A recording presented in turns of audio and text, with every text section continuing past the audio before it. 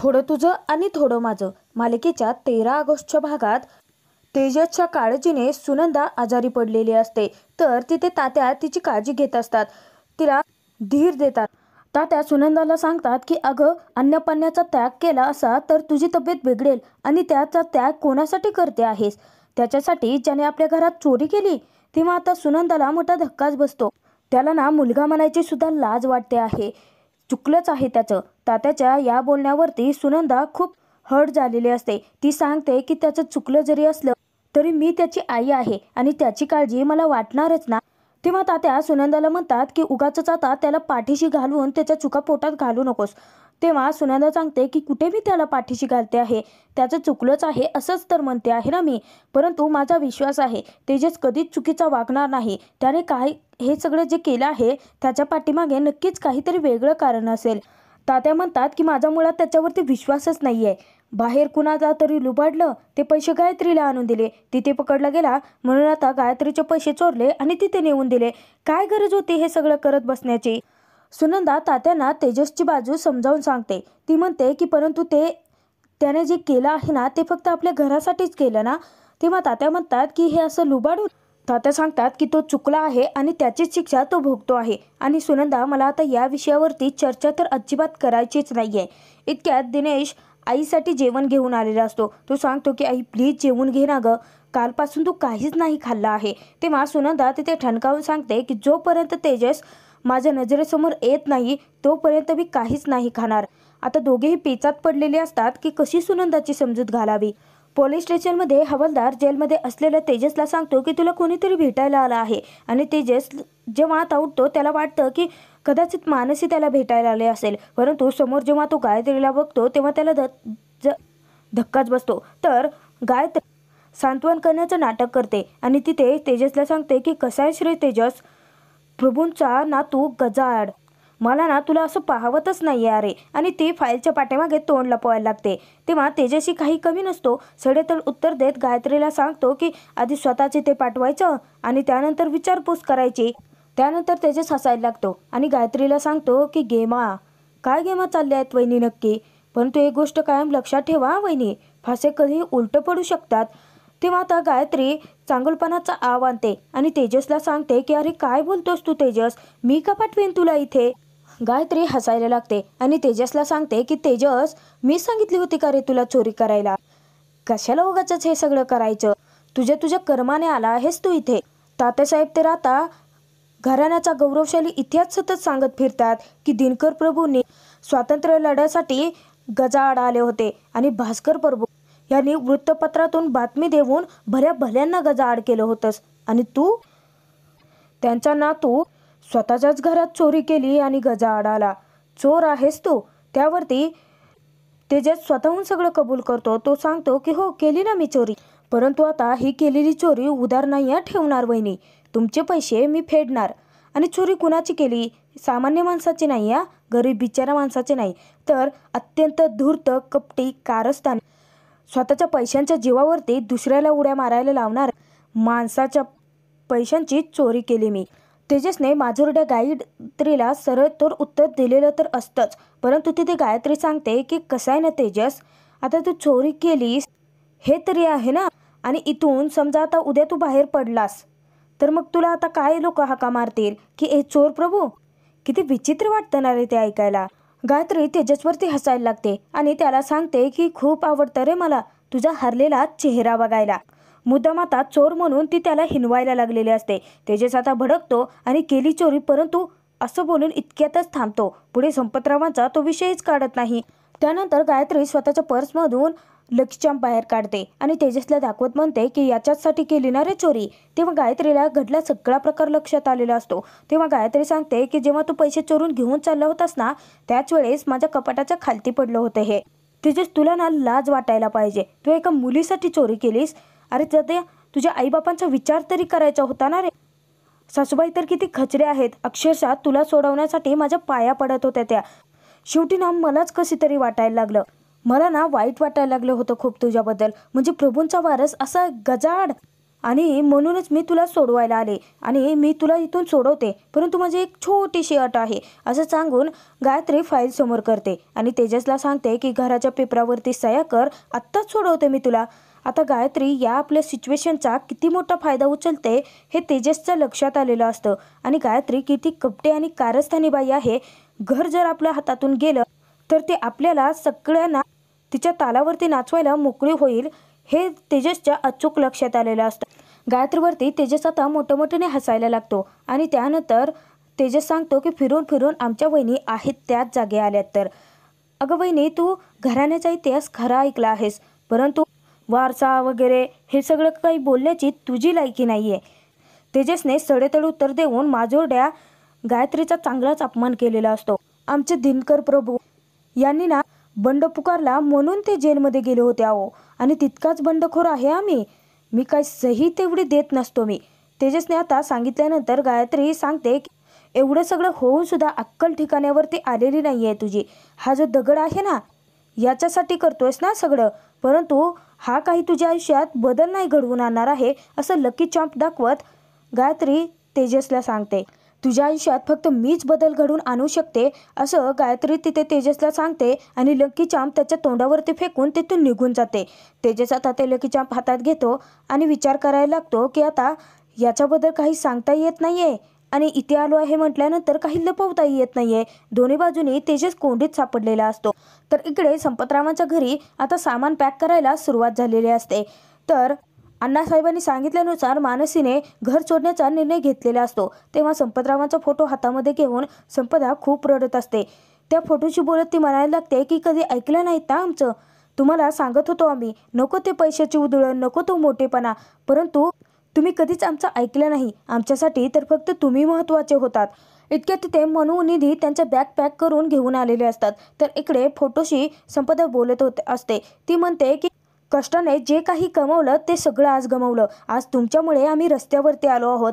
तेव्हा हे वाक्य मानसीच्या जिवारी लागतं आणि मानसी संपदाला सांगते की आई नको ना गं बोलूस बाबांच्या फोटोशी असं.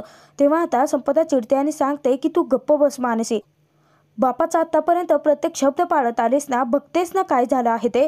तर त्यानंतर ती परत फोटोशी बोलत म्हणायला लागते की तुम्हाला तर फक्त तुमच्या मुली आनंदात असायला हव्या होत्या ना, त्या सुखी राहाव्या असंच वाटत होतं ना. आता बघताय ना, आता तुमच्या मुलींना घेऊन कुठे जाणार आहे मी, रस्त्यावरती आलो आहोत आम्ही. तेव्हा आता मानसी संपदाला सांगते की आई आत्ता खचून चालणार नाही. हे बघ, बाबांनी सगळं काही शून्यातून निर्माण केलं होतं ना, आता आपण तसंच करायचं, सगळं परत मिळवायचं. आणि त्यानंतर ती विठुरायाच्या मूर्तीकडे येते.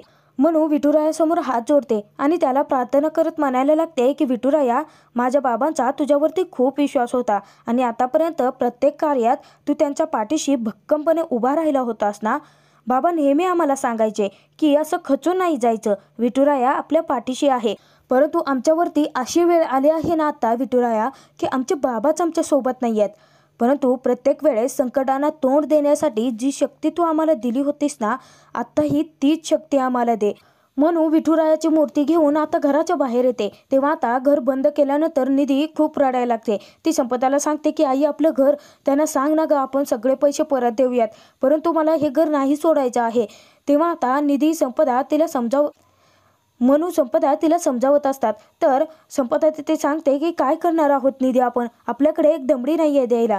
तेव्हा मनू सांगते की निधी आई अजिबात काळजी करायची नाही आहे, आपणच आहोत आता एकमेकींना, आपण सगळं वैभव परत मिळवूया. इतक्यात आता नंदू सांगायला लागतो की मालकीनबाई, मनूताई तुम्ही माझ्या घरी या ना.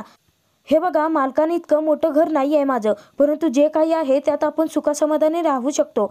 तेव्हा आता कमलाकर त्याला सांगतो की नंदू, अरे तुझं मन खूप मोठं आहे, परंतु हिचा भाऊ अजूनही जिवंत आहे आणि या गावात झाली तेवढी शोभा पुरी झाली माझ्या बहिणीची. आता तुम्ही माझ्यासोबत मुंबईला यायचं आहे माझ्या घरी. कमलाकर पटकन विनीत आणि नंदू या दोघांनाही त्या बॅगा उचलायला सांगतो. सगळेजण आता घर सोडून निघून चाललेले असतात. मनूला खूप वाईट वाटत असतं. अख्खं बालपण तिचं ज्या घरात गेलं, ज्या बापासोबत आता तिने एवढे सगळे आनंदाचे क्षण ज्या घरात घालवले होते, ते घरात तिच्या हाती राहिलेलं नसतं. मनू सतत वळून वळून त्या घराकडे पाहत असते. तर इकडे रणजित जेव्हा ऑफिसमध्ये असतो तेव्हा त्याला मानसीचं सगळं बोलणं लक्षात येतं. संपतरावांच्या अंत्यसंस्काराच्या दिवशी मानसी रणजितवरती खूप चिडलेली असते आणि जे काही तिच्या आयुष्यात घडलं आहे, तिचं आयुष्य इतकं उद्ध्वस्त झालं आहे, त्याला फक्त आणि फक्त रजनी जबाबदार आहे आणि तितकाच रणजितही जबाबदार आहे हे त्याच्या लक्षात आलेलं असतं. इतक्यात आता तिथे रजनी येते आणि ती रणजितला जाब विचारायला लागते की नक्की तुझं काय चाललं आहे? अरे तू घरी का येत नाही आहेस? ऑफिसमध्ये का राहतोयस? गुरुजी तिथे आता रणजितला समजावत असतात. ते सांगतात की तुमच्या आईसाहेब तुमच्या खूप काळजीमध्ये आहेत, तुम्ही घरी चला. तेव्हा रणजित खूप रागाने त्यांच्याकडे पाहत असतो. तर रजनी तिथे सांगते की रणजित, अरे पारगावमध्ये जे काही झालं त्याला तू स्वतःला जबाबदार का धरतोयस? तेव्हा आता रणजित सांगतो की मी स्वतःला जबाबदार धरतोय कारण या सगळ्याची जबाबदारी तू घेणार आहेस का? लग्न मोडण्यासाठी इतके प्रयत्न करायची काय गरज होती? रणजित रजनीला सांगायला लागतो की आई, अगं आपल्याला काय कमी होतं? काय गरज होती त्यांच्याकडे इतक्या सगळ्या मागण्या करायची? जर तू त्यांना अटी घातल्याच नसत्या ना तर एव्हाना मानसी सून असती या घरची. तेव्हा आता तिथे रजनी सांगते की हो, ती मुलगी सून असती या घरची, परंतु जे काही केलं ते त्यांच्या मनाने सगळं काही केलं, मी अटी घातल्या नव्हत्या आणि जे काही केलं ना रणजित मी तुझ्यासाठी केलं. तेव्हा आता रणजित तिथे रजनीला सांगतो की माझी एवढीच जर काळजी असती ना तर हे सगळं तू केलंच नसतं. तर रजनी आता सारवासारव करायला लागते. ती सांगते की रणजित, अरे त्यांनी लग्नामध्ये खोटे दागिने घातले, फसवणूक केली आपली. तेव्हा रणजित आता जाब विचारायला लागतो. तो सांगतो की मुळात आई त्यांच्यावरती खोटे दागिने बनवण्याची वेळच का आली? एवढ्या सगळ्या मागण्या करायची काय गरज होती तुला? आई तुला एवढीच पैशांची हाव सुटली होती तर मला सांगायचं ना. तेव्हा आता रजनी तिथे रणजितला समजावण्याचा प्रयत्न करत असते की हे बघ रणजित, मला पैशांची हाव सुटली नव्हती. तेव्हा रणजित विचारतो की मग कशासाठी केलं हे सगळं? तेव्हा आता रणजित रजनीला जाब विचारत असतो की हे सगळं काही माझ्यापासून लपवायची काय गरज होती आई तुला? अगं सांगायचं ना, विश्वासात घ्यायचं होतं मला. तेव्हा आता रजनी सांगते की बरं ठीक आहे, आता विषय निकालाचा आहे तर मी हे सगळं काही सांगते. हे बघ रणजित, मला आधीपासूनच त्या मुलीचं स्थळ तुझ्यासाठी पसंत नव्हतं आणि नाही आहे. अरे ती मुलगी जेव्हापासून तुझ्या आयुष्यात आली होती ना तेव्हापासून सगळं काही अशुभच घडत होतं आणि मला आता तुझा जीव धोक्यात नव्हता घालायचा.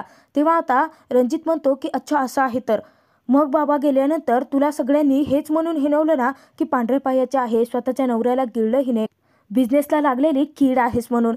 परंतु काय झालं आई, तू स्वतः उभी राहिलीस आणि मलाही मोठं केलंस, हा बिझनेसही तितकाच वाढवलास. मग हे शुभ अशुभ घटना आहेत ना याचा वीट यायला लागलाय मला आता. अगं आई जरा विचार कर ना, या सगळ्या गोष्टींच्या पलीकडे जाऊन सुद्धा परत तू त्या गोष्टी का धरून बसते आहेस? का फक्त आपल्याला त्रास झाला म्हणून तोच त्रास आपण दुसऱ्याला द्यायचा असं ठरवलंय आहेस का? रणजित तिला विचारतो की काय झालं, स्वतःला जो त्रास झाला त्याचा सगळा काही खापर तू आता मानसीवरती फोडतेस का? आई, प्रत्यक्ष किंवा अप्रत्यक्षरित्या संपतरावांच्या मृत्यूला फक्त आणि फक्त तू जबाबदार आहेस. आणि गुरुजी, आता याच्याकडे तुमच्याकडे काहीतरी उपाय असेल ना प्रायश्चित्त करण्यासाठी, नाणं कासं वगैरे द्या आईला. रणजितने सगळं काही सत्य सांगून रजनीची चूक तिला दाखवून तर दिलेलीच असते, परंतु त्याचबरोबर तिची चांगली खरडपट्टीही काढलेली असते. रणजित तिथे आता रजनीला ठामपणे सांगतो की मी लग्न करेन तर फक्त मानसीचीच, आणि जर मानसीशी माझं लग्न नाही झालं तर मी स्वतःच्या जीवाचं काहीतरी बरं वाईट करून घेईल. मग बघा तुम्ही की ते शुभ आहे की अशुभ, असं सांगून रागानेच रणजित तेथून निघून जातो. रणजितचे शब्द, त्या शब्दांनी रजनीच्या काळजावरती घाव घातलेला असतो आणि ती पुरती कोसळून जाते. तिथे आता गुरुजी रजनीला उपाय सांगतात. ते म्हणतात की आपण गृहशांती करायची का? इतक्यात आता रजनी त्यांना थांबवते आणि ती सांगते की आता ठरवलंय मी नक्की काय करायचं आहे ते.